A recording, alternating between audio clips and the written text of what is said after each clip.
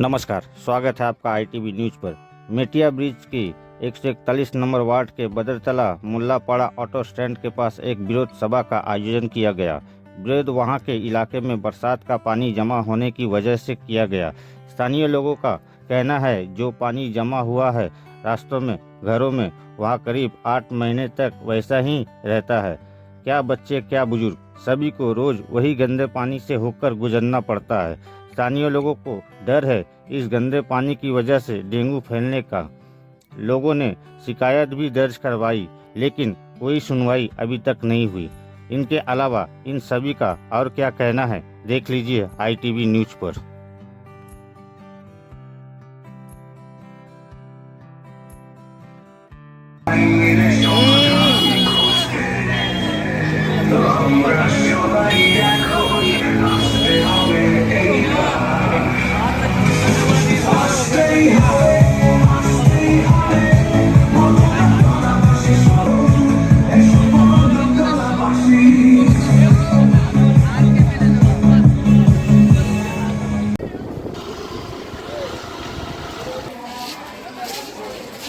পুরো প্রতিদর পর্যন্ত একদম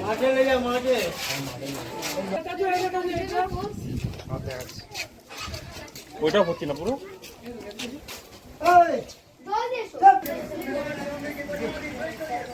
ঠিক আছে, দেখা যাবে। ভিতর রয়েছে তো আর কি দেয়। কোন স্কুলে পড়ো? কাছাড়ে বাড়ি। এরকম ভাবে কি ডেলি যাতায়াত করছো? হ্যাঁ। এই এক হাঁটু জলের মধ্যে কি প্রতিদিনই এরকম ভাবে ভিজে স্কুলে ঢুকছো, আবার বেরোবার সময়ও তাই হচ্ছে? হ্যাঁ।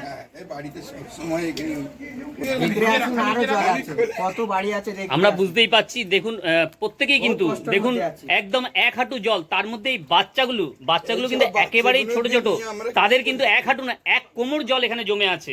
আমরা 8 মাস করে ভুগি, 8 মাস। ঠান্ডাকাল চলে যায় তার পানি কমে না, ঠান্ডা চলে যায় পানি, এই পানি কমে না, এই পানি এখানেই থাকে। এখানে আমরা 8 মাস করে। আজকে যে প্রতিবাদ সভা আপনারা করছেন প্রত্যেকেই, এবং প্রতি জায়গায় দেখছি রিফ্লেক্ট করেছেন, এটা কি আপনারা পুরোপুরি প্রশাসনিক ভাবে জানাচ্ছেন? এই অঞ্চলে কতজন বাস করছে এই পাড়াটার মধ্যে?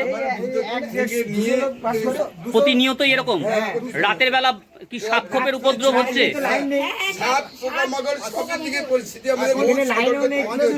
অনেক ছেলে মেয়ে ভোগের মধ্যে আমাদের রাস্তা রয়ে গেছে বেহাল।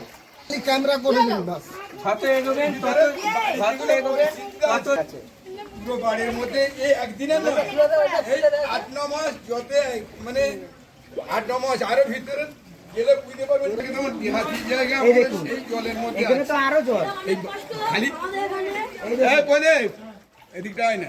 এই দেখুন এই ডান দিকের বাড়িগুলো, ওই বাড়িগুলো খালি ক্যামেরা আসুন না, কোনো অসুবিধা নেই।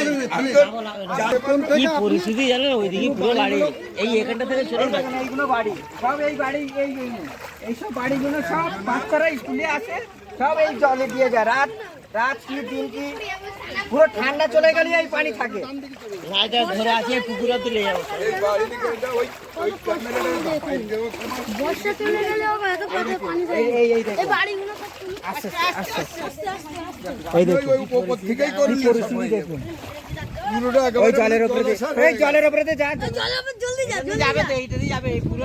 না এখান থেকে সব হয়ে যাবে। না না ওরা যাক এরা যাবে, গেলি তো হয়ে যাবে। যে যাচ্ছে তুলতে দে, ওরা যাচ্ছে যাবে না ওরা।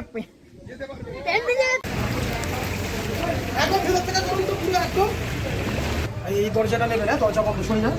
এই দেখুন দরজা রুম বন্ধ, মানে থাকতে পারছে। এরকম ভাবে কি পুরো একদম বাড়ির মধ্যে জল ঢুকে যাচ্ছে? বাড়ির মধ্যে জল ঢুকে যাচ্ছে, থালা বাসন সব ভাসছে, মানে বাড়িতে থাকতেই পারছি না। রাত জেগে থাকতে হচ্ছে, শোয়ার মতো কোনো অবস্থা নেই। কোনো পোকামাকড় কি ঢুকে যাচ্ছে ঘরের মধ্যে? পোকা মাকড় ঢুকছে, সাপ বিছে সব ঢুকছে। এখানে পুরো স্লিপ হয়ে আছে দাদা।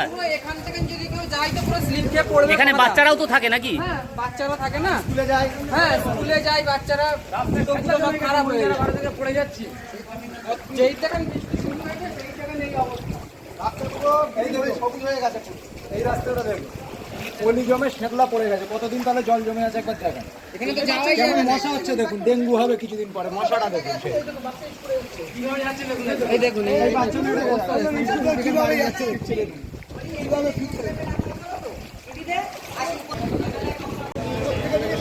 কি আর দরকার।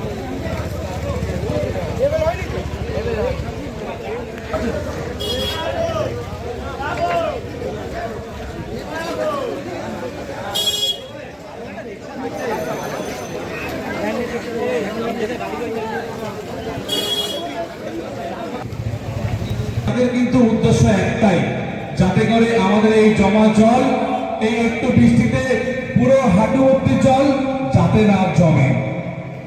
আমরা জানি না এই ড্রেনের ব্যবস্থা কি করে কি হবে, আমরা অত দূর যাব না। আমাদের কাজ হলো এই কষ্টের কথা তুলে ধরা। আমরা বারবার এই রাজনৈতিক জাদাগালে পড়তে চাই না। এ বলবে ওখানে যাও, ও বলবে ওখানে যাও, এ বলবে ওকে বলো। এসব করে আমরা কি করতে চাই? আমরা তো সাধারণ মানুষ, আমাদের কষ্ট হচ্ছে, আমাদের মা বোনদের এখানে যেতে অসুবিধা হচ্ছে, আমাদের মুরব্বী মানুষদের যেতে অসুবিধা হচ্ছে, আমাদের ছোট ছোট ভাই বোন যারা স্কুলে পড়ে তাদের যেতে অসুবিধা হচ্ছে। আমরা তাদের কথা বলতে পারবো না? আমরা কিন্তু কোনো রাজনৈতিক দলের বিপক্ষে কথা বলছি না। আমরা বারবার একটা কথা বলছি, আমাদের কষ্ট হচ্ছে। আমরা কিন্তু এই কষ্ট যতদিন না আমাদের দূর হবে ততদিন পর্যন্ত আমরা কিন্তু এই প্রতিবাদ সভা, এই প্রতিবাদ কিন্তু আওয়াজ আমরা তুলতেই থাকবো। তাই তো?